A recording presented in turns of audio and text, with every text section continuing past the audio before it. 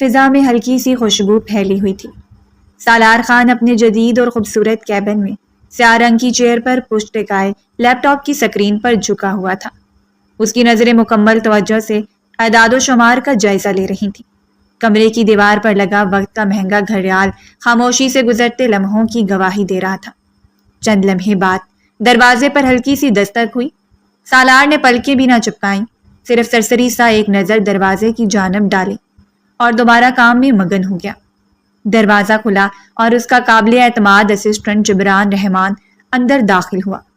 وہ ہمیشہ کی طرح نیوی بلو پینٹ کوٹ پہنے ادب سے سر جھکائے کھڑا ہو گیا تھا، کیونکہ اس کو معلوم تھا اگر ذرا بھی بد تہذیبی اسے محسوس ہوئی وہ لمحہ لگائے گا سب کچھ برباد کرنے میں۔ وہ جھجکتے ہوئے بولا، سر یہ فائل مکمل ہو چکی ہے، آپ اگر چاہیں تو ایک بار نظر ڈال لیں تاکہ آپ کو تسلی رہے۔ وہ دھیمی آواز میں بولا۔ سالار نے صرف گردن ہلائی جیسے کہہ رہا ہو رکھ دو۔ جبران نے فائل میز پر رکھتے ہوئے نرمی سے بات جاری رکھی، اور سر آپ کی یونیورسٹی سے اطلاع ملی ہے، کل آپ کو ڈگری لینے کے لیے وہاں جانا ہے۔ میں نے ان سے بات کی کہ آپ نہیں آ سکتے، آپ مصروف ہیں، مگر ان کا کہنا ہے کہ بنا آپ کی موجودگی کے وہ ڈگری نہیں دیں گے۔ انتظامیہ خود آپ کو ریسیو کرنا چاہتی ہیں، لیکن آپ کا انکار۔ میں کل جا رہا ہوں۔ سالار اچانک لیپ ٹاپ بند کرتے ہوئے خشک لہجے میں بولا۔ اس کو زیادہ بات کرنا پسند نہیں تھا، وہ خاموش طبیعت انسان تھا۔ جبران نے سکون کا سانس خارج کیا، کیونکہ اس انسان کو سمجھانا بہت ہی مشکل ترین عمل تھا، مگر اگلے ہی لمحے اس کی آنکھوں میں الجھن لوٹ آئی تھی۔ اور سر مس نازش بالکل بھی کنٹرول میں نہیں آ رہی۔ ان کا کہنا ہے کہ اگر آپ نے ان سے ملاقات نہیں کی تو وہ میڈیا پر فیک نیوز پھیلا دیں گی کہ آپ نے انہیں پریگننٹ کر دیا ہے۔ رات گزار کر آپ ان کو بھول گئے ہیں۔ سالار کی نظریں اچانک خونخوار انداز میں جبران پر جم گئی، لب سختی سے بھینچ گئے۔ اس نے لیپ ٹاپ میز پر دھرام سے رکھا اور کرسی سے سیدھا ہو کر بیٹھ گیا۔ بکواس بند کرو اور میری طرف دیکھو۔ وہ دھاڑا نہیں، لیکن اس کی آواز میں ایسی سڈ مہری تھی کہ جبران کا حلق خشک ہو گیا تھا۔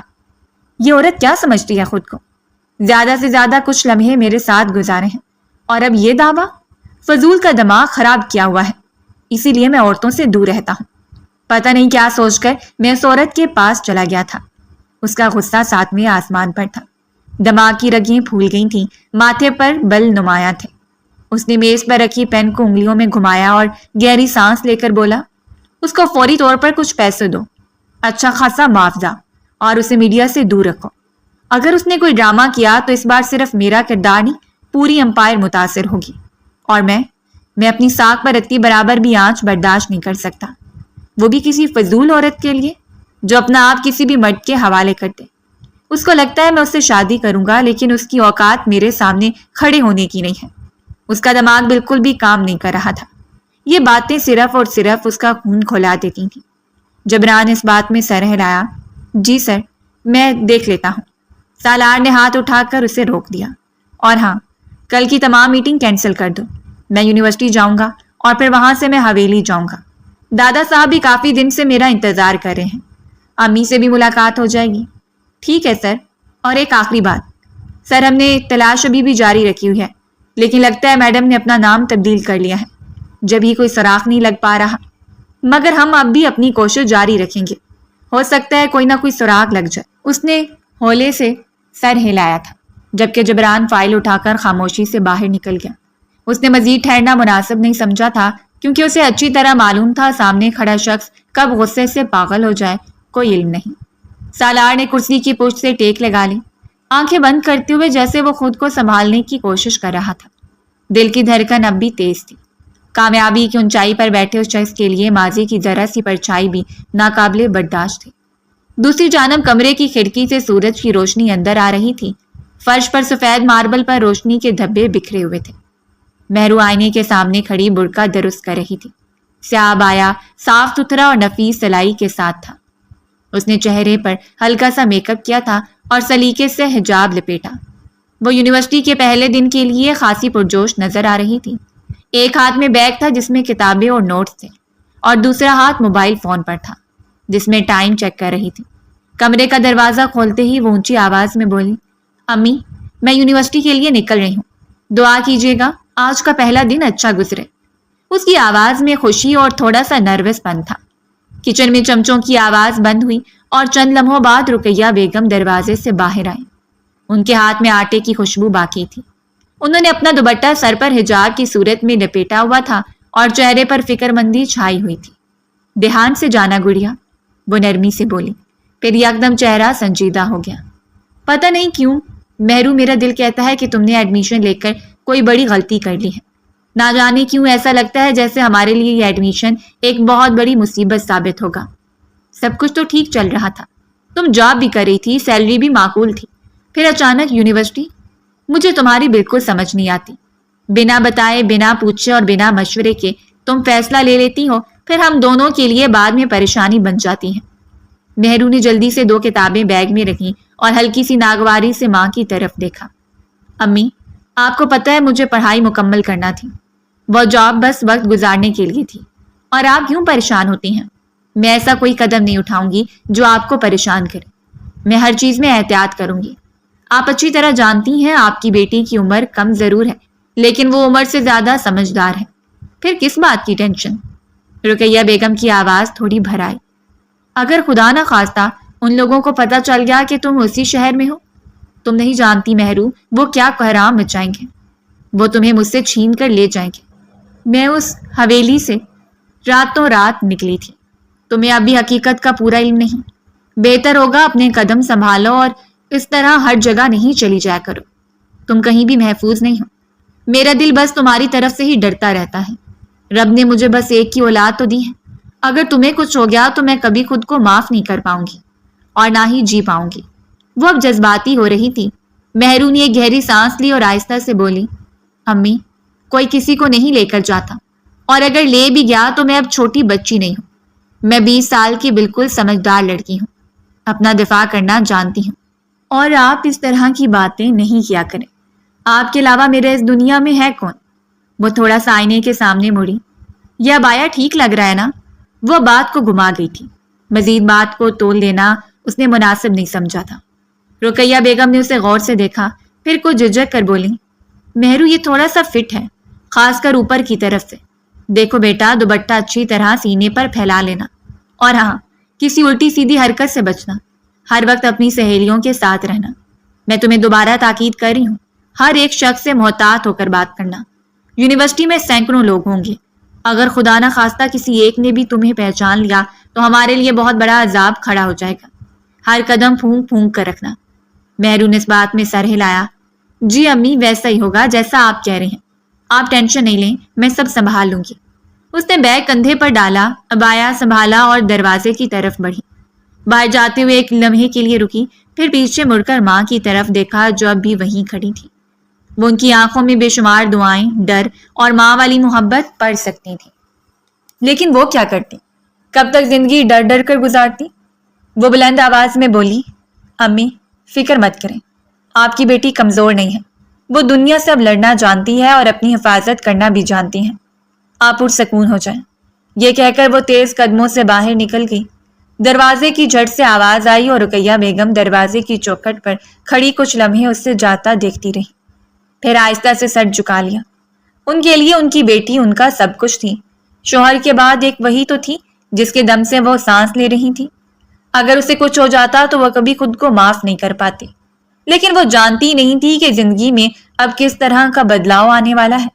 جس چیز سے وہ ڈر کر ہمیشہ اپنی بیٹی کو اپنی آغوش میں چھپاتی آئی تھیں، ان کے لیے کیسی مشکل کھڑی ہونے والی ہے۔ یونیورسٹی کے ایڈمن بلاک میں طلبہ کی لمبی قطار لگی ہوئی تھی۔ ہر طرف شور اور چہل پہل کا ماحول تھا۔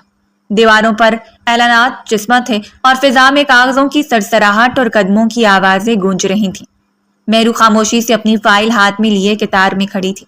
اس کا دوپٹہ سلیقے سے سینے پر پھیلا ہوا تھا۔ آنکھیں بے چینی سے ادھر ادھر گھوم رہی تھیں۔ وہ اب تک کسی سے جان پہچان نہیں کر پائی تھی۔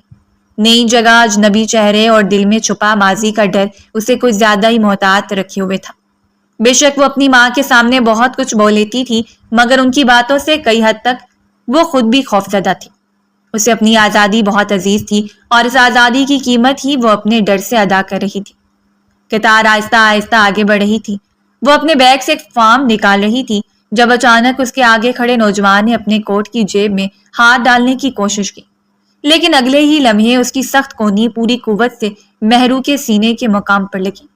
جیسے ہی چوٹ لگی، مہرو چند لمحے کے لیے سن ہو گئی۔ اس کا چہرہ سرخ ہو گیا، سانس جیسے رک گئی ہوں۔ وہ ایک دھان پان سی لڑکی تھی، اتنی گہری چوٹ وہ برداشت نہیں کر پائی تھی۔ چند لمحے بعد وہ ہوش میں آئی اور ایک جھٹکے سے پیچھے ہوئی۔ نگاہ سامنے اٹھائی، وہ شخص بھی معذرت کرنے کے لیے پلٹا ہی تھا۔ وہ کوئی اور نہیں بلکہ سالار خان تھا، جو آج اپنی ڈگری حاصل کرنے کے لیے یونیورسٹی آیا تھا۔ اس نے اپنی نظریں اٹھا کر اسے دیکھا ہی تھا کہ سالار نے جلدی سے بولنے کی کوشش کی۔ سوری میں نے، مگر الفاظ اس کے لبوں پر ہی تھی کہ ایک زوردار تھپڑ اس کے چہرے پر پڑا۔ آواز اتنی بلند تھی کہ آس پاس سب لوگ چونک کر پلٹے۔ سالار کا چہرہ جھٹکے سے ایک طرف ہوا اور وہ آنکھوں میں حیرت لیے مہرو کو دیکھنے لگا۔ شرم آنی چاہیے، مہرو کی آواز میں گرج تھی۔ یہ تعلیمی ادارہ ہے، بازار نہیں۔ ہاتھ اپنے کنٹرول میں رکھیں، ورنہ میں وہ سبق سکھاؤں گی کہ زندگی بھر یاد رکھیں گے۔ اسے چوٹ کی تکلیف نہیں ہوئی تھی، مگر جس جگہ اس نے کونی ماری تھی وہ چیز اسے آگ لگا گئی تھی، اسی لیے بنا سوچے سمجھے وہ کراہی تھی۔ اس بات سے بے خبر کہ سامنے کھڑا شخص کوئی معمولی شخصیت نہیں ہے بلکہ سالار خان ہے، ایک امیر بزنس ٹائکون جو اپنی طاقت سے ہر شے کو مات دے سکتا ہے۔ سالار کے چہرے پر اب حیرانی کی جگہ غصہ ابھرنے لگا تھا، لیکن وہ اب بھی بول نہیں پا رہا تھا۔ مہرو قدم آگے بڑھاتے ہوئے بولی، میں ان لڑکیوں میں سے نہیں ہوں جو آپ جیسے مردوں کے پیچھے بھاگتی ہیں۔ میں مہرو ہوں اور مجھے آپ جیسے انسانوں سے بات کرنا بھی گوارا نہیں۔ سمجھ آئی؟ بدتمیز انسان اپنا آپ دکھاتے ایسے ہیں جیسے بہت تمیز تہذیب والے ہیں، مگر ان کی فطرت میں ہی شیطانیت بھری ہوتی ہے۔ میرا بس چلے تو آپ جیسے لوگوں کو زمین میں زندہ گاڑ دو۔ اس کے منہ میں جو آیا تھا وہ بولتی چلی گئی تھی اور بنا سوچے سمجھے وہ قطار سے نکل کر تیزی سے آگے بڑھ گئی۔ اس کو وہاں کھڑے رہنا بھی اپنی توہین محسوس ہو رہی تھی۔ ہر قدم میں غصہ، تکلیف اور عناب بول رہی تھی۔ ادھر سالار کے ارد گرد کئی طلبہ جمع ہو چکے تھے، کچھ اسے پہچان کر حیران کھڑے تھے تو کچھ دبی دبی ہنسی ہنس رہے تھے۔ سالار کا چہرہ غصے سے سرخ ہو رہا تھا، اس کے جبرے بھینچ گئے تھے۔ تھپڑ کی جلن شاید اس کے غرور سے زیادہ اس کی انا کو جلائے جا رہی تھی۔ اچانک جبران دوڑتا ہوا آیا۔ سر آپ ٹھیک ہیں؟ وہ صرف ڈاکومنٹس دیکھنے کے لیے دوسرے بلاک کی طرف گیا تھا اور اسی دوران ہنگامہ برپا ہو گیا تھا۔ سالار سر جھکا کر سرد لہجے میں بولا، 2 گھنٹے بعد اس لڑکی کو میرے فارم ہاؤس پر پہنچا دینا، ورنہ جو کہرام میں مچاؤں گا تم نے تصور بھی نہیں کیا ہوگا۔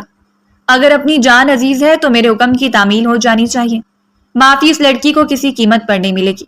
لیکن سر، جبران نے کچھ کہنا چاہا، اسے یہ سب مناسب نہیں لگ رہا تھا۔ ایک چھوٹی غلطی بھی اس کے لیے بڑی مصیبت بن سکتی تھی، مگر سالار کی نظریں اتنی خنجر جیسی تھیں کہ وہ خاموش ہو گیا۔ سالار وہاں سے نکل گیا تھا، مگر جاتے جاتے پورے ہجوم کو ایک نظر دیکھا، جیسے ان کی ہنسی کے پیچھے وہ اپنی بے بسی کو دفن کر رہا ہو۔ جبران نے مہرو کی سمت دیکھا جو اب ایڈمن ونڈو پر اپنی فائل جمع کروا رہی تھی۔ وہ لا علم تھی کہ اسے ایک تھپڑ نے ایک طوفان کو جگا دیا ہے اور اب وہ طوفان اس کی طرف بڑھ رہا ہے۔ یونیورسٹی کی دوپہر کی روشنی میں روشنی اور ہلکی گرمائش کا امتزاج تھا۔ طلباء کا رش کچھ کم ہو چکا تھا، لیکن انٹرنس گیٹ پر اب بھی طلباء آ جا رہے تھے۔ مہرو بایا سنبھالتی بیگ کندھے پر ڈالے مین انٹرنس کے قریب کھڑی تھی۔ اس کی نظریں بے چینی سے ادھر ادھر دوڑ رہی تھی۔ وہ اپنی ایک نئی دوست کو ریسیو کرنے آئی تھی جو پہلی بار یونیورسٹی آئی تھی اور جگہ سمجھنے سے قاصر تھی۔ اسی لمحے اس کے موبائل کی رنگ ٹون بجی۔ اس نے بیگ سے فون نکالا اور کال ریسیو کی۔ ہاں کلثوم، کہاں رہ گئی تم؟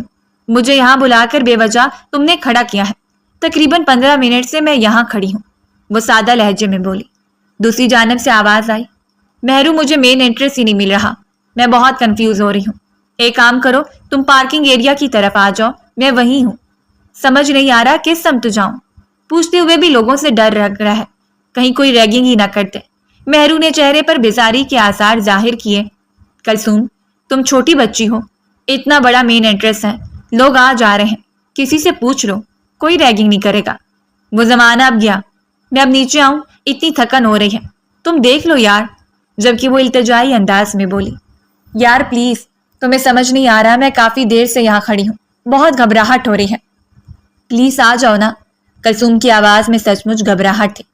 مہرو نے جھنجھلا کر بولی، تمہاری گھبراہٹ ہی ختم نہیں ہوتی، کالج ٹائم پر بھی تمہاری یہی تماشت ہے۔ رمشا بھی آ چکی ہے، فاطمہ بھی پہنچ گئی ہے، بس تم ہو جس کے بہانے بازی کبھی ختم نہیں ہوتی۔ کوئی بھی تمہیں لینے کے لیے نہیں آیا، سب کا یہی کہنا تھا کہ تم پریشان کرو گی، جبکہ وہ ایک بار پھر بولی، مجھے معلوم ہے یہ سب ایسی ہیں، تم آ جاؤ پلیز چلو۔ جبکہ وہ چند لمحے خاموش رہی اور پھر بیزاری بھرے لہجے میں بولی، اچھا میں آ رہی ہوں، تم پریشان مت ہو اور ایک طرف کھڑی ہو جاؤ، کہیں میں نیچے پہنچوں اور تم غائب۔ وہ فوراً بولی، نہیں نہیں تم آ جاؤ، میں ایک طرف کونے میں کھڑی ہوئی ہوں۔ اس نے فون کاٹ کر ایک گہری سانس لی، آنکھوں میں واضح جھنجھلاہٹ تھی۔ اب آیا تھوڑا سنبھالا، بیگ کندھے پر درست کیا اور تیز قدموں سے پارکنگ ایریا کی طرف چل پڑی۔ پارکنگ ایریا نسبتاً سنسان تھا، اطراف میں کھڑی گاڑیوں کا سایہ گرمی کو تھوڑا مدھم کر رہا تھا۔ وہ اپنے موبائل سے لوکیشن چیک کرنے لگی، اس کا ذہن کلثوم پر جھلا رہا تھا کہ کیوں ہمیشہ ایسی نادانی کرتی ہے۔ حالانکہ اس نے کہا تھا کہ صبح 7 آ جاتے ہیں، مگر ہمیشہ کی طرح وہ بہانہ کر کے رہ گئی تھی۔ وہ ابھی موبائل سکرین پر نظریں جمائے کھڑی تھی کہ اچانک اس کے آس پاس 2 بلیک گاڑیاں آہستہ آہستہ قریب آ کر رکی۔ مہرو کے قدم ٹھٹک گئے، اس نے چونک کر ادھر ادھر دیکھا، دل میں ایک دم سے عجیب سی ہلچل ہوئی۔ پارکنگ ایریا میں اس وقت کوئی اور موجود نہ تھا۔ یہ کیا مسئلہ ہے؟ اس نے خود سے سوال کیا۔ ایک قدم پیچھے ہٹی، موبائل ابھی بھی ہاتھ میں تھا۔ اگلے ہی لمحے دونوں گاڑیوں کے دروازے تیزی سے کھلے۔ 4 سے 5 افراد جنہوں نے چہرے کالے ماسک سے ڈھانپ رکھے تھے جلدی سے باہر نکلے۔ ان کے انداز تیز اور منظم تھے، جیسے سب پہلے سے طے شدہ ہو۔ کون ہو تم لوگ؟ چھوڑو مجھے۔ مہرو پیچھے ہٹی، آواز بلند کی، مگر آواز میں ہلکی کپکپاہٹ تھی، مگر کسی نے کوئی جواب نہ دیا۔ ان میں سے ایک نے تیزی سے آگے بڑھ کر اس کے چہرے پر ایک سفید رومال رکھا۔ مہرو کی آنکھیں پھیل گئیں، وہ بو سونگتے ہی فوراً سمجھ گئی، کلوروفارم۔ دل میں ایک دھڑکا ہوا، اغوا ہونے کے احساس سے اس کے ہاتھ پاؤں کانپ اٹھے تھے۔ نہیں، چھوڑو مجھے۔ وہ زور زور سے ہاتھ مارنے لگی، بیگ گر گیا، موبائل ہاتھ سے چھوٹ کر زمین پر گرا۔ سانس تیز تیز چلنے لگی، لیکن قوت جواب دے چکی تھی۔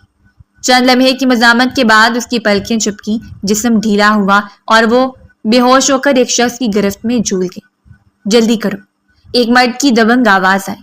انہوں نے مہرو کو جلدی سے گاڑی کی پچھلی سیٹ پر ڈال دیا۔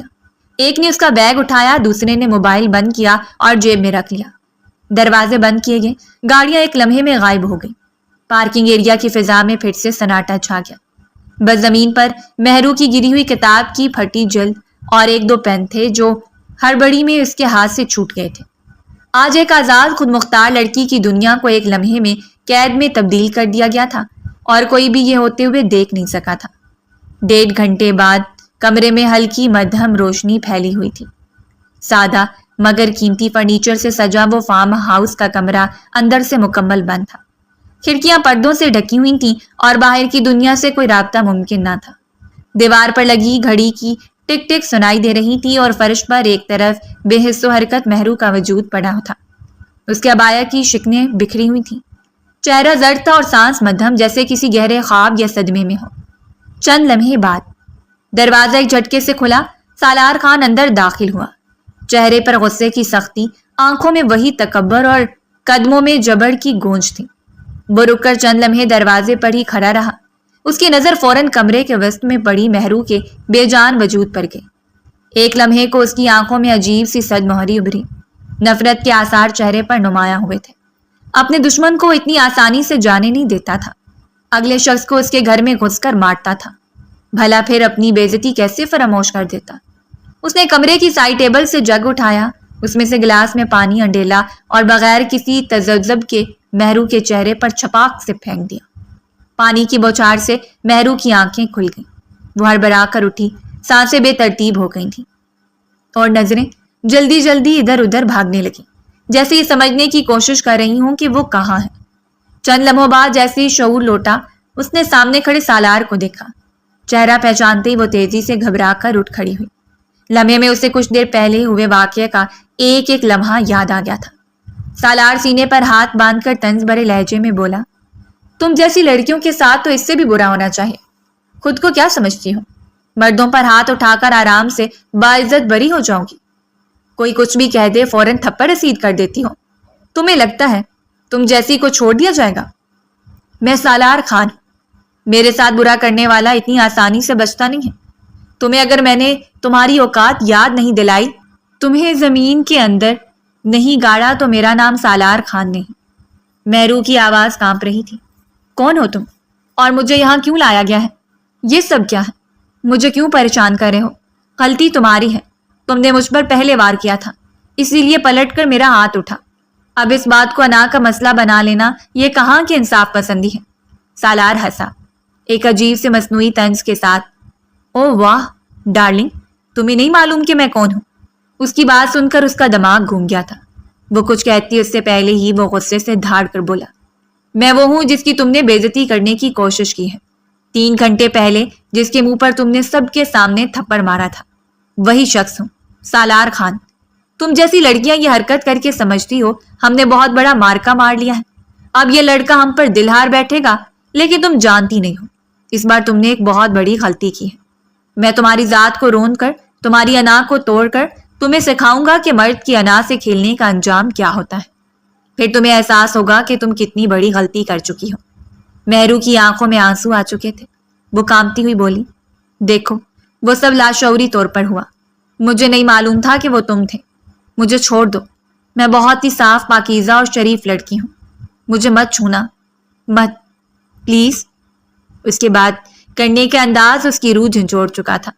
سالار کا چہرہ اب اور سخت ہو چکا تھا، پاکیزہ، صاف ستھری، وہ طنزیہ مسکراہٹ کے ساتھ اس کی عزت کو داغدار کر رہا تھا۔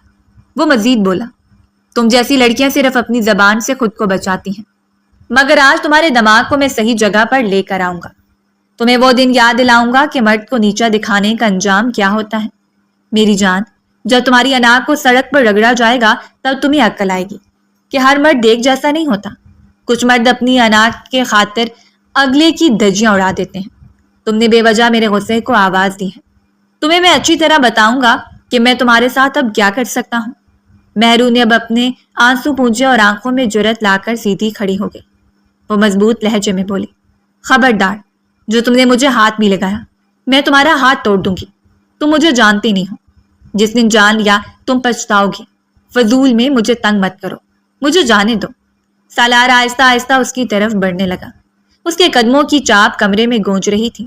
مہرو نے پیچھے ہٹنا شروع کیا مگر اس کی آواز بلند ہو گئی، ٹھہرو، میرے قریب مت آنا ورنہ میں کچھ کر بیٹھوں گی۔ میں کمزور نہیں ہوں، سن رہے ہو، دور رہو مجھ سے۔ کمرے میں سناٹا تھا، ایک ایسا سناٹا جو کسی طوفان سے پہلے کی ویرانی جیسا محسوس ہو رہا تھا۔ وہ اس کو دیکھتے ہوئے بولا، کچھ بھی ہو جائے لڑکی، تمہاری عزت سے تو اب میں کھیلوں گا، جب تک تمہیں سبق نہیں سکھا دیتا مجھے سکون نہیں ملے گا۔ تم جیسی لڑکیوں کو سبق سکھانا بے حد ضروری ہوتا ہے تاکہ آگے جا کر کبھی ایسی غلطی کرنے کا تم لوگ تصور بھی نہ کرو۔ یہ الفاظ مہرو کے کانوں میں زہر کی مانند گھسے، وہ ایک جھٹکے سے آگے گری، دونوں ہاتھ جوڑ دیے، آنکھیں آنسوؤں سے دھندلا گئیں، آواز کپکپاتی ہوئی نکلی، خدا کے لیے میرے ساتھ ایسا مت کرو، میرے بابا اس دنیا میں نہیں رہے ہیں، میرا کوئی بھائی نہیں ہے، میں صرف ایک بوڑھی ماں کے ساتھ رہتی ہوں، اگر میری عزت کو داغدار کیا تو میں کسی کو منہ دکھانے کے قابل نہیں رہوں گی، میں بہت پاکیزہ لڑکی ہوں، کبھی میری عزت پر انگلی نہیں اٹھائی گئی، میں تمہارے آگے ہاتھ جوڑتی ہوں، میرے ساتھ کچھ بھی غلط نہیں کرنا، مجھے جانے دو، رب سے ڈرو، ہر شخص کو مرنے کے بعد اپنے رب کو منہ دکھانا ہے، کیا تم اس فعل کے بعد اپنے رب کے روبرو ہو پاؤ گے؟ وہ تھوڑا سا اور جھکی، جیسے زمین اسے اپنے اندر سمیٹ لے، جو تم کرنا چاہتے ہو یہ زنا ہے، رب سے ڈرو۔ سالار کی ہنسی بلند اور تلخ تھی، او واہ، زنا، بوڑھی ماں، کتنی بڑی ڈرامے باز ہو، جب اتنی ہی عزت عزیز تھی تو میرے منہ پر تھپڑ کیوں مارا تھا؟ ہاں سمجھ آیا، لوگوں کو دکھانا چاہتی تھی کہ تم کتنی زیادہ سمجھدار ایٹیٹیوڈ والی ہو۔ آج اگر تمہارا ایٹیٹیوڈ میں نے اپنے قدموں تلے نہیں روندا تو میرا نام سالار خان نہیں۔ تمہیں لگتا ہے کہ سب بہت آسان ہے، آج میں تمہیں بتاؤں گا کہ سب کچھ کتنا مشکل ہو جاتا ہے جب انسان غلطی کر بیٹھے۔ مہرو کی سسکیوں میں شدت آ گئی، آپ مجھے مت سمجھائیں، مجھے سب کچھ سمجھ آ گیا ہے، میں غلط تھی، معافی مانگتی ہوں، خدا کے لیے اگر تم کہو تو میں یونیورسٹی میں سب کے سامنے معافی مانگ لوں گی، لیکن یہ مت کرو، میں تمہارے آگے ہاتھ جوڑتی ہوں، میری ماں مر جائے گی، وہ یہ صدمہ کبھی بھی برداشت نہیں کر پائے گی۔ سالار کا چہرہ ایک پل کو سختی سے بھرا، آنکھوں میں سرد برف جیسا جمود، پھر آہستہ سے بولا، تم کچھ بھی کہو، میں وہی کروں گا جو میں نے سوچا ہے، میرے سامنے رونے دھونے کا کوئی فائدہ نہیں ہے، کیونکہ جو میں سوچ لیتا ہوں وہ میں کر کے رہتا ہوں، اور میں نے یہ سوچ لیا ہے۔ مہرو کے اندر ایک ٹوٹا ہوا لمحہ آیا، وہ بالکل ساکت ہو گئی، چند لمحوں تک سانس لینے تک کا ہوش نہ رہا، پھر اس نے دھیرے سے سر اٹھایا اور ہچکیوں کے درمیان بہت نرم مگر پختہ آواز میں بولا، تم بہت ظالم انسان ہو سالار خان، تمہارے اندر خوف خدا نہیں ہے، مجھے سمجھ آ چکا ہے، تم واقعی مجھے برباد کیے بغیر نہیں چھوڑو گے، لیکن تم سے ایک درخواست ہے، مجھ سے نکاح کر لو، نکاح کے بعد جو تمہیں کرنا ہے کر لینا، پھر چاہے طلاق دے دینا، مجھے منظور ہے، لیکن کم سے کم یہ گناہ تو نہ کرو، میں اس گناہ کے ساتھ زندہ نہیں رہ پاؤں گی۔ نکاح کرنے کے بعد تمہیں ہر چیز کی اجازت ہے۔ وہ اب سمجھوتا کر چکی تھی، اسے سمجھ آ گیا تھا جو شخص اسے یونیورسٹی سے ہی اغوا کر سکتا ہے وہ واقعی اس کو تباہ بھی کر سکتا ہے، اسی لیے اس نے بیچ کا راستہ نکالا تھا، کیا پتہ رہائی مل جائے۔ یہ سن کر سالار کے چہرے پر ایک لمحے کے لیے حیرت نمودار ہوئی، وہ خاموشی سے اسے دیکھتا رہا۔ مہرو کی آنکھوں میں درد، عاجزی اور عزم کی ملی جلی کیفیت تھی، جیسے وہ اپنے آپ کو قربان کر رہی ہو، مگر کسی حد سے نیچے گرنے کے لیے نہیں۔ سالار نے چند قدم پیچھے ہٹ کر گہری سانس لی، پھر زہریلی مسکراہٹ کے ساتھ بولا، انٹرسٹنگ، یہ ایڈونچر میرے لیے کافی مزیدار ہو سکتا ہے۔ چلو ٹھیک ہے، میں مولوی کا بندوبست کرتا ہوں، پھر تمہیں نکاح کے بعد روند کر طلاق دے دوں گا، میرا بدلہ مکمل ہوگا، تمہاری عزت بھی جائے گی اور تمہارے وجود پر طلاق کا داغ بھی لگے گا، تب شاید سمجھ آ جائے کہ مرد کی انا سے کھیلنا کیسا مہنگا پڑتا ہے۔ اس کے بعد تم کبھی کسی کے ساتھ کوئی غلط کام نہیں کر پاؤ گے، ہاتھ اٹھانے سے پہلے 1000 بار سوچو گے۔ یہ کہتے ہی وہ تیزی سے دروازے کی طرف مڑا اور کمرے سے باہر نکل گیا تھا۔ دروازہ بند ہوتے ہی مہرو کے اندر کی ساری ہمت جیسے زمین بوس ہو گئی تھی، وہ زمین پر بیٹھ گئی، چہرہ ہاتھوں میں چھپا لیا اور سسکیاں بھرنے لگی۔ آنسو بہ رہے تھے لیکن اب وہ آنکھوں سے نہیں روح سے بہ رہے تھے، ایک خاموش چیخ جیسے کمرے کی دیواروں میں گونج رہی تھی۔ اس لمحے کمرے کی ہر شے اس کی بے بسی پر گواہ تھی۔ 1 گھنٹے بعد کمرے میں خاموشی کا ماحول تھا، دیواروں پر سجی آرائشی لائٹیں جل تو رہی تھیں مگر ماحول میں خوشی یا جشن کا کوئی رنگ نہیں تھا۔ نکاح کے اس منظر میں کوئی رونق نہ تھی، صرف خاموشی، جبر اور دکھ کی گہری چھاپ تھی۔ کمرے کے وسط میں نرم قالین پر مہرو دبکی ہوئی تھی، اپنے ایک گھٹنے سینے سے لگا کر بیٹھی تھی، عبایا بکھرا ہوا، آنکھیں سوجی ہوئی، چہرہ زرد اور جسم میں کپکپاہٹ سی تھی۔ وہ بار بار اپنے ہاتھوں کی انگلیاں مروڑ رہی تھی جیسے خود کو تسلی دے رہی ہو کہ ابھی جو ہونے جا رہا ہے وہ خواب ہو۔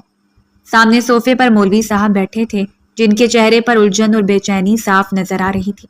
وہ کبھی مہرو کو کبھی سالار کو دیکھ رہے تھے۔ سالار خان کرسی پر ٹیک لگائے مہرو کے بالکل ساتھ بیٹھا تھا، چہرے پر فتح کی ایک شفاف مسکراہٹ تھی، نظریں مسلسل مہرو پر جمی ہوئی تھی جیسے وہ اسے پل پل اپنے گھورنے سے مزید توڑنا چاہتا ہو۔ کمرے کی دیوار کے ساتھ کچھ لوگ کھڑے تھے، گواہ اور 3 گارڈ جو مکمل طور پر مسلح تھے، ان کے چہروں پر سخت تاثرات تھے۔ یہ کوئی عام نکاح نہیں تھا۔ مولوی صاحب نے ہلکی کھانسی کے بعد سالار کی طرف دیکھا، صاحب اجازت ہے نکاح شروع کر دوں؟ سالار نے ہنوز مہرو کو گھوٹتے ہوئے مسکراہٹ کے ساتھ سر ہلایا، جی شروع کریں۔ مولوی صاحب نے نکاح نامہ کھولا، نگاہیں جھکائیں اور پھر نرمی سے مہرو کی طرف مخاطب ہوتے ہوئے، مہرو سلیمان خان، آپ کا نکاح سالار خان ولد نعمان خان کے ساتھ کیا جا رہا ہے، کیا آپ کو یہ نکاح قبول ہے؟ مہرو کی آنکھوں سے آنسوؤں کی قطار بہہ نکلی، اس نے ہچکی لی، نظر اٹھا کر سالار کو دیکھا، پھر دھیرے سے اپنے دونوں ہاتھ جوڑ لیے۔ خدا کا واسطہ ہے، اس کی آواز رندھی ہوئی تھی، یہ سب روک دو، میں وعدہ کرتی ہوں کبھی کسی مرد پر ہاتھ نہیں اٹھاؤں گی، مجھے اپنی غلطی کا احساس ہو چکا ہے، پلیز ایسا مت کرو۔ سالار نے گردن ٹیڑھی کر کے اس کی طرف دیکھا اور ہنکارا بھرا، نکاح قبول کرو یا پھر تمہارا بھیجا اڑاؤں، تم نے ہی کہا تھا نکاح کر لو، اب کوئی تماشا لگانے کی ضرورت نہیں، مجھے نکاح کے بغیر بھی وہ کرنے میں کوئی مسئلہ نہیں ہے، نکاح کے بغیر بھی بہت مزہ آتا ہے، لیکن خیر تمہاری مرضی سے ہے، جلدی بولو قبول ہے یا نہیں۔ مہرو کا چہرہ مزید سرخ ہو گیا تھا، بات کی نوعیت اس کو اچھی طرح سمجھ جا رہی تھی، آنسو تیزی سے بہنے لگے، اس نے اپنا سر جھکا لیا، آنکھیں بند کی اور لرزتے ہونٹوں سے بمشکل بولی، قبول ہے۔ مولوی صاحب نے رسمی انداز میں دوبارہ پوچھا، مہرو سلیمان خان، کیا آپ کو یہ نکاح سالار خان سے قبول ہے؟ قبول ہے، وہ بمشکل بولی۔ تیسری بار بھی مولوی صاحب نے پوچھا اور مہرو نے ایک بار پھر کامتی آواز میں بولی، قبول ہے۔ پھر مولوی صاحب نے سالار کی طرف دیکھا، سالار خان صاحب، کیا آپ کو مہرو سلیمان خان سے نکاح قبول ہے؟ سالار نے پورے اعتماد اور اطمینان سے جواب دیا، قبول ہے۔ مولوی صاحب، پورے دل سے کمرے میں ایک رسمی خاموشی چھا گئی۔ مولوی صاحب نے نکاح مکمل ہونے کا اعلان کیا اور نکاح نامے پر دستخط کی کارروائی کا آغاز کیا، لیکن اس لمحے مہرو کی آنکھوں میں صرف ایک اندھیرا تھا اور دل میں ایک ایسا زخم جس کی گہرائی لفظوں میں بیان نہیں ہو سکتی تھی۔ وہ ایک زبردستی کیے گئے قبول ہے کی قیمت پر اپنی پوری زندگی کے رنگ کھو چکی تھی۔ نکاح مکمل ہونے کے بعد اس نے تمام لوگوں کو باہر بھیج دیا تھا۔ کمرے کی فضا میں عجیب سا بوجھ تھا، جیسے دیواریں بھی اس ظلم پر احتجاج کرنا چاہتی ہوں مگر بے بس ہوں۔ سب لوگ جا چکے تھے، صرف دو ہی انسان رہ گئے تھے، ایک جس کے چہرے پر فتح کی طنزیہ مسکراہٹ تھی اور دوسرا جو خاموشی سے اپنی ہار کو آنسوؤں میں بہا رہا تھا۔ مہرو زمین پر دوپٹہ سمیٹے چپ چاپ بیٹھی تھی، آنکھیں سرخ ہو چکی تھیں اور دل میں ایک ایسی ہول تھی جسے وہ الفاظ میں بیان نہیں کر سکتی تھی۔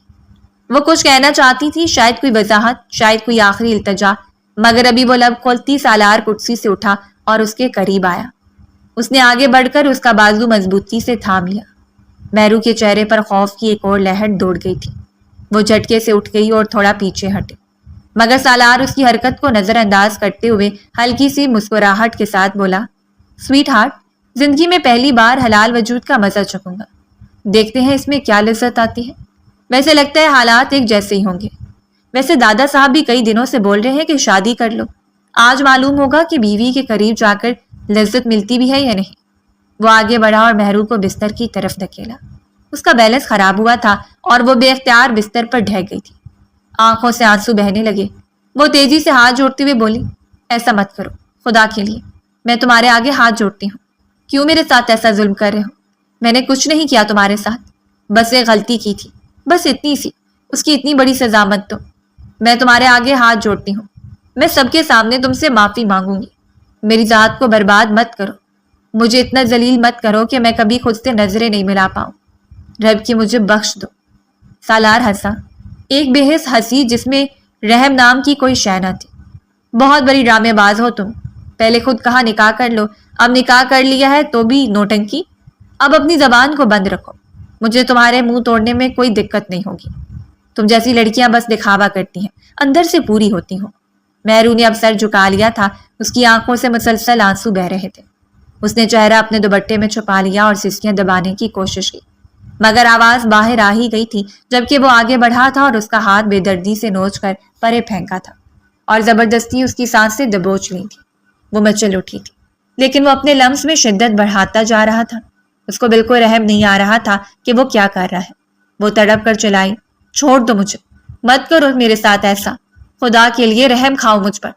لیکن وہ سالار خان تھا، مر سکتا تھا لیکن رحم ہرگز نہیں کھا سکتا تھا۔ وہ اب اس کی گردن پر شدت سے جھکا تھا اور اپنا لمس وہاں چھوڑنے لگا تھا۔ اس کے ہاتھ بے باک انداز میں پورے وجود میں سرایت کر رہے تھے۔ وہ ہزار موت مر رہی تھی، یہ لمس اس کے شوہر کا تھا، مگر نہ جانے کیوں اس وقت اسے ایک عذاب کی مانند لگ رہا تھا۔ وہ بری طرح مچل رہی تھی اور اس کی گرفت سے آزاد ہونے کی جدوجہد کر رہی تھی، لیکن یہ ایک مشکل ترین عمل تھا۔ وہ اس کو بری طرح اپنی آغوش میں جکڑا ہوا تھا۔ دھیرے دھیرے اس کی شدتیں بڑھنے لگی تھیں اور اس معصوم کی مزاحمت اب دم توڑ گئی تھی۔ اسے سمجھ آ چکا تھا یہ انسان مر جائے گا لیکن اب رہائی نہیں دے گا، اس لیے وہ اپنا ڈھیلا چھوڑ گئی تھی اور اسے آزادی مل گئی تھی سب کچھ کر جانے کی۔ 1.5 گھنٹے بعد کمرے میں نیم تاریکی چھائی ہوئی تھی، ہوا بند تھی، پردے ساکت اور دیواروں پر لٹکی قیمتی آرٹ کی تصویریں جس سے وقت کی ساکت گواہی دے رہی تھی۔ فرش پر پڑی نرم قالین مہرو کے بے سدھ وجود کے نیچے دبی ہوئی تھی۔ وہ بالکل ساکت لیٹی تھی، جیسے اندر کی جان ہی چھن گئی ہو۔ اس کے چہرے پر سوجے ہوئے تاثرات، بند آنکھیں اور سانسوں کی رفتار سست تھی۔ سالار خان صوفے پر بیٹھا کچھ لمحے خاموشی سے اسے دیکھتا رہا۔ اس کے ماتھے پر ہلکی سی شکن تھی، جیسے اندر کہیں کوئی بات کھٹک رہی ہو۔ پھر وہ جیب سے نوٹوں کی گڈی نکال کر بے دلی سے اس کے قریب پھینکتا ہوا طنزیہ ہنسی کے ساتھ بولا، بہت مزہ آیا تمہارے ساتھ، بڑی کمال کی ہو تم، یہ جو پیسے دی ہیں یہ تمہارا انعام ہے۔ ویسے تو تمہیں ایک پھوٹی کوڑی نہیں دینی چاہیے، لیکن تم نے سالار خان کو خوش کیا ہے، اس لیے یہ تمہارا انعام ہے۔ مہرو بے ہوش تھی، اس کے تاثرات میں کوئی حرکت نہ تھی۔ اس کا ارادہ ایک بار پھر اس کے قریب جانے کا تھا، لیکن جیسے ہی آگے جھک کر اس نے گردن پر اپنے ہونٹ رکھنے کی کوشش کی، اس کی نظر اچانک مہرو کی گردن کے کنارے پر پڑی۔ ایک ہلکے رنگ کا چھوٹا سا برٹ مارک، بالکل ویسا جیسا آگے وہ سوچ بھی نہیں پایا تھا۔ اس کا پورا وجود ساکت رہ گیا تھا۔ ایک لمحے کے لیے اس کے چہرے کی رنگت زرد ہو گئی تھی، سانسیں اٹک گئی تھی اور نظروں میں ایک خوفناک سوال ابھرا۔ کیا یہ وہی ہے؟ وہ برت مارک، وہ نشان، کیا یہ اس کی مہرو ہے؟ وہ اگلا سانس لینا بھول گیا تھا۔ سالار کے ہاتھ خود بخود مہرو کے چہرے کی طرف بڑھے۔ اس نے اس کا چہرہ اپنے ہاتھوں میں تھاما جیسے وہ خواب میں ہو یا بدترین حقیقت میں۔ کون ہو تم؟ اس کی آواز کپ کپ آئی۔ نام کیا ہے تمہارا؟ اس کا دل بھاری ہو رہا تھا، ایسا لگ رہا تھا جسے کسی نے دل کو مٹھی میں لے کر مسل دیا ہو۔ یہ کیا ہو گیا تھا؟ اس کی سمجھ میں نہیں آ رہا تھا۔ مہرو نے آہستہ سے آنکھیں کھولی۔ نشے یا تھکن کی کیفیت میں اس کی پلکیں بھاری تھی، سانس دھیمی۔ وہ ہلکی سی کرہ کے ساتھ بولی، میرا نام مہرو سلمان خان ہے۔ وہ بمشکل الفاظ ادا کر پائی تھی۔ یہ نام سنتے ہی سالار کے پیروں تلے زمین نکل گئی۔ وہ پیچھے ہٹا، گہری سانس لی، مگر دل کی دھڑکن تیز ہو گئی تھی۔ نہیں، یہ تم نہیں ہو سکتی۔ تم سلیمان چاچو کی بیٹی ہو؟ اس کی آواز اب لرز رہی تھی۔ وہ بار بار سر نفی میں ہلا رہا تھا جبکہ وہ پریشان نظروں سے دیکھ رہی تھی۔ اس کی حالت کافی خراب ہو رہی تھی۔ سانس لینے میں بھی اس معصوم کو اب دشواری کا سامنا کرنا پڑ رہا تھا، جبکہ دوسری جانب سالار کو لگا جیسے کوئی خوفناک خواب اسے جاگتے میں دیکھا رہا ہو۔ مہرو، میں تمہیں برسوں سے ڈھونڈ رہا تھا اور میں نے کیا کر دیا؟ مہرو کا سر ایک طرف ڈھلک گیا۔ وہ دوبارہ بے ہوش ہو چکی تھی۔ سالار اسے تھام کر رہ گیا۔ اس کی آنکھوں میں نمی اتر آئی، لب خاموش تھے اور چہرے پر صرف ایک تاثر تھا، پچھتاوا۔ اس کا دل چاہ رہا تھا اپنا سر پیٹے۔ کتنی بڑی غلطی اس سے سرزد ہو گئی تھی۔ وہ کیا خود کو معاف کر پائے گا؟ صرف ایک خیال اس کے دل میں گردش کر رہا تھا۔ وہ یکدم اٹھا، مہرو کو نرمی سے اپنی باہوں میں اٹھایا۔ اس کے چہرے پر اب ہنسی نہیں تھی، صرف دہشت، شرمندگی اور شکستگی تھی۔ اے خدا، وہ بامشکل بولا، میں دادا کو کیا جواب دوں گا؟ میں نے اپنی ہی خون کو… اس سے آگے وہ سوچ ہی نہیں پایا تھا۔ اس نے گہری سانس لی اور کمرے سے تیزی سے باہر نکل گیا۔ قدموں میں گھبراہٹ تھی اور بازوؤں میں بے جان جسم تھا، جس کی شناخت نے سالار کے وجود کو ہلا کر رکھ دیا تھا۔ وہ انسان نہیں رہا تھا جو چند گھنٹے پہلے تک طاقت کا نشہ لیے بیٹھا تھا۔ وہ اب صرف ایک ٹوٹا ہوا مرد تھا جس کا بس نہیں چل رہا تھا خود کی جان لے لے۔ وہ سیدھا اسے اسپتال لے کر آیا تھا۔ اس کی کنڈیشن ایسی نہیں تھی کہ اسے حویلی لے کر جایا جاتا۔ وقت دھیرے دھیرے گزرتا جا رہا تھا۔ شام کی سیاہی چاروں جانب پھیل چکی تھی۔ سفید دیواروں والا اسپتال کا کمرہ اپنی سادگی میں بھی اجنبی سا محسوس ہو رہا تھا۔ بیڈ کے قریب ایک کرسی رکھی ہوئی تھی جہاں کوئی گھنٹوں سے خاموش بیٹھا تھا۔ دل کی دھڑکنیں ہلکی تھیں مگر اندر کا شور ناقابل برداشت۔ مہرو آنکھیں کھولے چھت کو گھور رہی تھی۔ اسے ابھی کچھ دیر پہلے ہی ہوش آیا تھا۔ وہ چھت کو دیکھ کر کچھ یاد کرنے کی کوشش کر رہی تھی۔ ماتھے پر پسینہ، پلکیں بوجھل، جسم نڈھال۔ کچھ لمحوں بعد اس کی نگاہیں دائیں طرف مڑیں تو وہ چونک گئی۔ سالار خان وہیں بیٹھا تھا، سر جھکائے، دونوں ہاتھوں کی انگلیاں ایک دوسرے میں الجھی ہوئی تھیں۔ جیسے ہی اسے مہرو کے وجود میں جنبش محسوس ہوئی، سالار نے فوراً سر اٹھایا اور اسے ہوش میں دیکھ کر بے اختیار اس کے قریب آ گیا۔ چہرے پر پریشانی اور خالص اضطراب تھا۔ وہ تڑپ کر بولا، کیسی ہو تم؟ اور ساتھ نرمی سے اس کے ماتھے پر ہاتھ رکھا۔ کہیں درد تو نہیں ہو رہا؟ طبیعت ٹھیک ہے تمہاری؟ میں ڈاکٹر کو بلاتا ہوں ابھی۔ اس کی تڑپ دیکھ کر مہرو کی آنکھوں میں حیرت ابھری۔ کچھ دیر پہلے جس شخص نے اس کی زندگی کا سب کچھ برباد کر دیا تھا وہ اس وقت اس کی تیمارداری میں مصروف تھا۔ وہ کچھ کہنا چاہتی تھی مگر سالار نے نرمی سے اس کا ہاتھ تھام لیا۔ تمہیں پتہ ہے لڑکی، اس کی آواز تھرتھرا گئی، میں نے تمہیں کہاں کہاں تلاش کیا ہے۔ دادا تمہارا کب سے انتظار کر رہے ہیں۔ تمہیں پتہ بھی ہے تم کون ہو؟ خاندان کو تم نے برباد کر دیا لڑکی۔ مہرو نے کمزور آواز میں جواب دیا، مجھے نہیں جاننا میں کون ہوں، مجھے میری ماں کے پاس چھوڑا ہے۔ دل دھیرے دھیرے لرزنے لگا تھا۔ نہ جانے کیوں اسے کچھ غلط ہوتا ہوا محسوس ہو رہا تھا۔ سالار کا چہرہ یکدم سخت ہو گیا۔ بھاڑ میں گئی تمہاری ماں، وہ غرایا۔ ایک بار پھر وہ اسے وہی سالار لگ رہا تھا جس نے کچھ دیر پہلے اس کی ذات کو رون دیا تھا۔ وہ سہمی ہوئی نظروں سے اس کا چہرہ دیکھ رہی تھی۔ وہ اس کو دیکھتے ہوئے نہایت سخت لہجے میں بولا، اس عورت کو اس بات کا احساس نہیں کہ تم میری منقوہ ہو۔ تمہارے باپ نے ہمارے بچپن میں ہی ہمارے نکاح کی بنیاد رکھ دی تھی اور وہ عورت تمہیں لے کر سب سے دور چلی گئی۔ کس حیثیت سے اور کس کی اجازت سے؟ میں نے کہا تھا ان سے کہ میں تمہاری حفاظت کروں گا، پھر وہ کیوں گئی؟ اس کا دماغ پھٹ رہا تھا، غصے کی باعث رگیں پھول گئی تھی۔ اس کی بات سن کر وہ اگلا سانس نہیں لے پائی تھی۔ چند لمحے بعد وہ اس کو دیکھتے ہوئے مدھم لہجے میں بولی، آپ حویلی والے ہیں؟ مہرو کی آواز کانپ گئی تھی، دل دھڑکنا بھول گیا تھا۔ ہاں، سالار کی آنکھوں میں ماضی کی جھلکیاں چمکی۔ میں سالار خان ہوں، تمہارے تاؤ کا بیٹا۔ مہرو نے ضبط سے آنکھیں بند کر لی۔ آنسو پلکوں سے نکل کر تکیے میں جذب ہو گئے تھے۔ گھر چلو، سب کچھ ٹھیک ہو جائے گا۔ تمہاری ماں نے سب کچھ بگاڑا ہے، لیکن اب سب کچھ سنوارا جائے گا۔ مہرو رخ موڑتے ہوئے روتے ہوئے بولی، کہیں نہیں جانا مجھے۔ بالکل ٹھیک کیا تھا امی نے کہ آپ سے مجھے دور کر دیا۔ میں نے دیکھ لیا ہے آپ میں کتنی حیوانیت ہے۔ آپ انسان کہلانے کے لائق نہیں ہیں۔ اگر میری جگہ کوئی اور ہوتی، کیا آپ اس کے ساتھ بھی ایسا ہی کرتے؟ سالار کا سر جھک گیا، پلکیں بھیگ گئیں۔ وہ تھوڑا آگے ہوا، دھیمی آواز میں بولا، چپ ہو جاؤ پلیز، تمہاری طبیعت ابھی ٹھیک نہیں ہے، تمہیں سٹریس نہیں لینا چاہیے۔ اور آئی ایم ریئلی سوری یار، پلیز معاف کر دو، یہ سب انجانے میں ہوا۔ میں نے نہیں پہچانا تمہیں۔ مہرو نے کوئی جواب نہیں دیا، وہ فقط خاموشی سے رخ موڑ کر سسک رہی تھی۔ خاموشی کے اس لمحے میں سالار کا دل اپنے ہاتھوں میں لرزتا محسوس ہوا تھا۔ وہ کچھ کر نہیں سکتا تھا، فقط اپنی غلطی کے بوجھ تلے دبے۔ اس کی تکلیف کا تماشائی بنا رہ گیا تھا۔ شام کے سائے تیزی سے پھیل رہے تھے۔ آسمان نارنجی اور سرمئی رنگوں میں لپٹا ہوا تھا۔ مہرو بار بار رکنے کی التجا کرتی رہی۔ اس نے کئی بار اس کے سامنے گزارش کی تھی کہ اسے اس کی ماں کے گھر چھوڑ دو، مگر وہ سالار خان تھا جس نے 15 سال اس کی یاد میں گزار دیے تھے۔ بھلا ایسے کیسے وہ اسے جانے دیتا؟ سالار اس کا ہاتھ مضبوطی سے تھامے اسے سہارا دیے حویلی کے بڑے دروازے کی جانب بڑھا۔ دونوں کے قدموں کی چاپ دروازے کے بھاری پٹ سے ٹکرائی تو اندر موجود سناٹے میں ارتاش دوڑ گیا تھا۔ جیسے ہی وہ اندر داخل ہوئی، سالار کے قدم ایک لمحے کو رک گئے۔ مہرو کی سانسیں الجھ گئی تھیں۔ سامنے وسیع ہال کے بیچوں بیچ رقیہ بیگم مراد خان کے قدموں میں بیٹھی گریوزاری کر رہی تھی۔ آنکھیں سرخ اور آواز کانپ رہی تھی۔ اطراف میں حویلی کے دیگر مکین خاموش کھڑے تھے، جیسے کسی بڑی سزا کی منتظر ہو۔ مہرو کی آنکھیں نم ہو گئیں۔ وہ بے اختیار پکار اٹھی، امی میں یہاں ہوں۔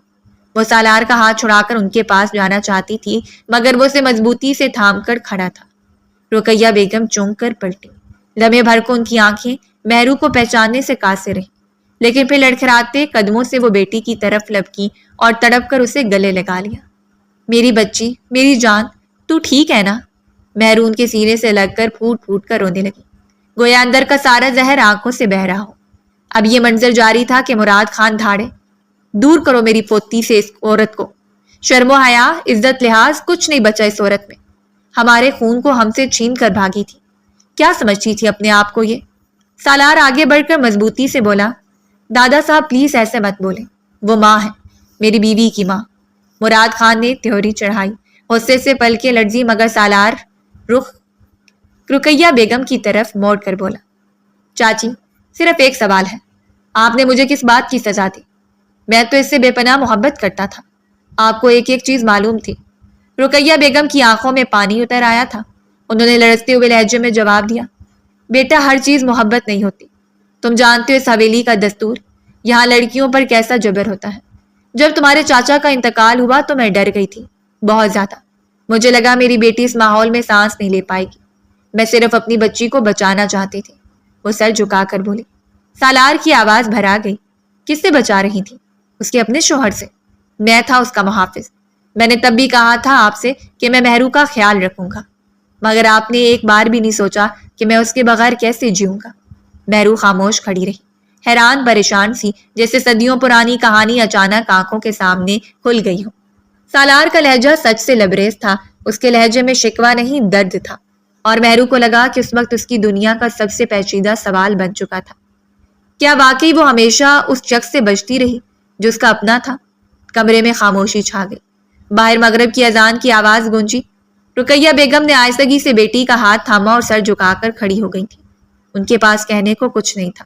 مہرو کی طبیعت کی وجہ سے بات کو مزید تول نہیں دیا گیا تھا اور انہیں آرام کرنے کے لیے کمرے میں بھیج دیا گیا تھا۔ اگلے روز لاؤنج کی خاموش فضا میں مہرو کے قدموں کی چاپ سنائی دے رہی تھی۔ اس کا چہرہ زرد مگر نظر بے حد مضبوط تھی۔ آنکھوں میں نمی تھی مگر لہجہ چٹان کی مانند۔ وہ ماں کا ہاتھ تھامے دروازے کی طرف بڑھ رہی تھی۔ پوری رات اس نے آرام کیا تھا اور اگلی صبح اس نے فیصلہ کر لیا تھا کہ وہ یہاں کسی قیمت پر نہیں رہے گی، چاہے کچھ بھی ہو جائے۔ ابھی وہ مرکزی دروازہ عبور کرتی جب اچانک مراد خان، جو ابھی ابھی اپنے کمرے سے نکلے تھے، گرجدار آواز میں بولے، یہ کیا گستاخی ہو رہی ہے؟ تم سن نہیں رہی؟ مہرو کہیں نہیں جائے گی۔ مہرو کے قدم رکے۔ اس نے آہستگی سے پلٹ کر دادا کی جانب دیکھا، پھر ٹھہرے لہجے میں بولی، میں یہاں نہیں رہ سکتی۔ آپ لوگ جانوروں جیسے ہیں جن کے دل میں رشتہ، رواج اور عزت کی کوئی جگہ نہیں۔ میری ماں نے ٹھیک فیصلہ کیا تھا، وہ مجھے ظلم سے بچا لے گئی تھی، میں ان کی عزت کرتی ہوں۔ مراد خان نے غصے سے قدم آگے بڑھائی تھے کہ سالار کی آواز پیچھے سے ابھری، مہرو رک جاؤ پلیز، میں تم سے معافی مانگنا چاہتا ہوں، سب کے سامنے تمہارے قدموں میں بیٹھ کر۔ مجھے نہیں معلوم تھا کہ تم میری مہرو ہو۔ میری غلطی کی سزا دادا صاحب کو مت دو، انہوں نے برسوں تمہارا انتظار کیا ہے۔ مہرو نے پلٹ کر ایک گہری نظر ڈالی، اس کی آنکھوں میں حقارت تھی۔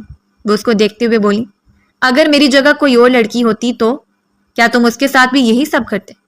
کیا نکاح، تعلق، محبت سب زبردستی مسلط کر دیتے؟ تمہیں کیا لگا تمہارا بزنس، تمہاری پاور، تمہاری حویلی مجھے خرید لے گی؟ میں مر جانا پسند کروں گی، لیکن تم جیسے مرد کو کبھی شوہر کے طور پر قبول نہیں کروں گی، اور یہاں کے مکین کو بھی اپنا خاندان بول نہیں کروں گی جس نے میری ماں کو بے عزت کیا۔ سالار کے چہرے پر شرمندگی پھیل گئی تھی، وہ نیچے جھک کر زمین پر دوزانوں ہو گیا اور مہرو کے قدموں پر سر رکھ دیا تھا۔ وہاں موجود ہر شخص نے حیران ہو کر سالار خان کو دیکھا تھا، جو آج پہلی بار کسی لڑکی کے قدموں میں جھکا ہوا تھا۔ مہرو، خدا کے لیے مجھے معاف کر دو، میں نے تمہارا انتظار 15 سال کیا ہے، ہر دن تمہاری یاد میں گنا ہے، میں نے تمہیں ہر جگہ ڈھونڈا، ہر صورت میں چاہا، مجھے نہیں پتا تھا کہ تم ہو۔ مہرو نے فوراً اپنے قدم پیچھے ہٹا لیے، جیسے اس کے لمس سے خود کو بچا رہی ہو۔ تم مجھ سے محبت کرتے ہو تو پھر میری آزادی کی عزت کرو۔ اگر تم واقعی محبت کرتے ہو تو مجھے جانے دو، کیونکہ اب میں اس قید، اس ظلم، اس جھوٹ کو مزید نہیں سہ سکتی۔ مراد خان غصے سے کچھ بولنے کو آگے بڑھے ہی تھے کہ سالار نے ہاتھ اٹھا کر انہیں روک دیا۔ وہ اب اس پر زبردستی اپنی ضد مسلط نہیں کرنا چاہتا تھا۔ وہ ان کو دیکھتے ہوئے بولا، دادا نہیں، وہ ٹھیک کہہ رہی ہے۔ مہرو نے اپنی ماں کا ہاتھ تھاما اور دھیرے سے قدم بڑھاتی ہوئی دروازے کی طرف بڑھی۔ یاد رکھنا سالار خان، محبت زبردستی سے نہیں کی جاتی، عزت کے بغیر رشتہ صرف قید ہوتا ہے، میں اس قید میں نہیں جینا چاہتی۔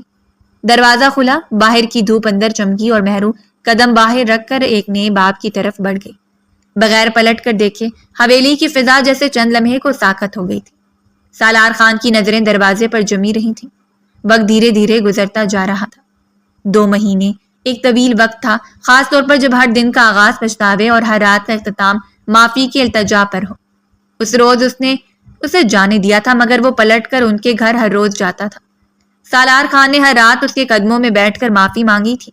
اس کی آنکھوں میں تھکن نہیں بلکہ نرمی تھی، اس کے لہجے میں غرور نہیں بلکہ عاجزی تھی۔ وہ لڑکی جسے وہ کبھی شدت سے ٹھکرا چکا تھا، آج اسی کے در پر جھک کر اپنے گناہوں کی تلافی کر رہا تھا۔ اس دوران وہ کسی اور کی طرف دیکھنا تو دور، خود کو بھی آئینے میں دیکھنے سے شرماتا تھا۔ وہ ان کے گھر کے خرچے اٹھا رہا تھا، یونیورسٹی کی فیس ادا کر رہا تھا، ڈرائیور کو خود اس کی خدمت پر مامور کیا تھا۔ وہ انکار کرتی، لیکن رقیہ بیگم کی آنکھوں میں اسے وہی سالار دکھائی دیتا تھا جو ان کا خواب تھا۔ آخر وہ بیٹی کی ماں تھی۔ دل نرم پڑ گیا۔ ان کی دعاؤں میں اب دعا نہیں، صرف ایک آس تھی۔ آج بھی معمول کی ہی رات تھی، وہ ہمیشہ کی طرح آہستہ قدموں سے برآمدے میں داخل ہوا۔ رقیہ بیگم کو سلام کیا، ان کے لبوں پر ہلکی مسکراہٹ تھی۔ وہ دھیمے لہجے میں بولا، میڈم کہاں ہیں؟ انہوں نے کمرے کی طرف اشارہ کیا۔ سالار نے خاموشی سے سر جھکایا اور کمرے کی طرف قدم بڑھا دیے۔ دروازہ کھولتے ہی جیسے وقت رک سا گیا۔ اس کی آنکھوں کے سامنے وہ لڑکی موجود تھی جس نے اسے صبر، درد، پچھتاوے اور محبت کا مطلب سکھایا تھا۔